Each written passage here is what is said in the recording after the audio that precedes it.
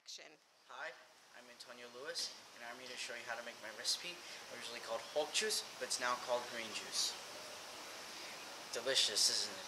The reason why I'm making this video because I definitely recommend this juice. It gives you vitamins, makes you healthy, and it makes you think clearly.